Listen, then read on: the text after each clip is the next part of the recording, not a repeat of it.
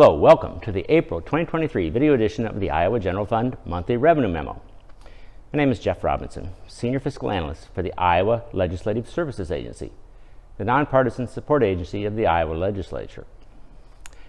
April 30 is the most significant due date on the Iowa tax calendar, and since that date fell on a weekend this year, payments normally due on April 30 were pushed to May 1st.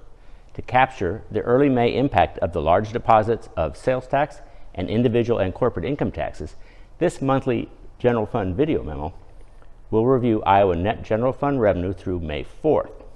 This table shows Iowa net general fund revenue through May 4th of 2022 and 2023. Revenue growth has totaled $137 million on a fiscal year basis, representing 1.9% year-to-date growth. The most recent revenue estimating conference estimate for total net receipts growth, excluding transfer revenue, for the entire fiscal year is negative 0.5%. So the year-to-date growth rate remains above what is needed to meet the latest revenue projection, although not nearly as far above projections as had been the case for fiscal year 2023 going into April. By breaking overall net revenue into gross receipts and refunds, the current situation looks more positive.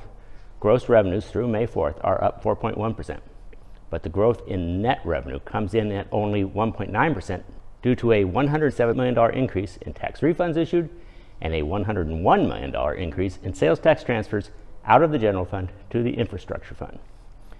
The school infrastructure situation has been an issue for the entire fiscal year.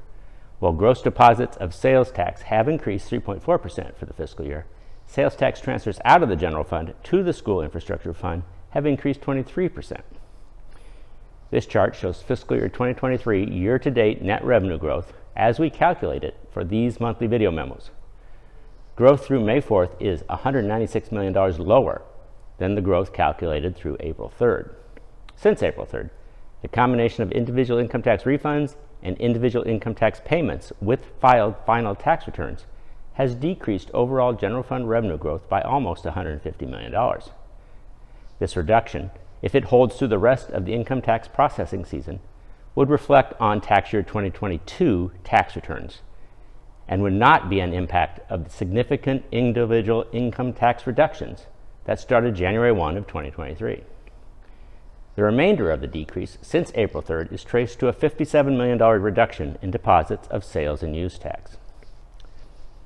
In summary, net revenue on a fiscal year basis and excluding transfer revenue through May 4th is up 1.9%, and while that rate of growth remains above the revenue estimating projection for the entire fiscal year, growth slowed significantly since April 3rd.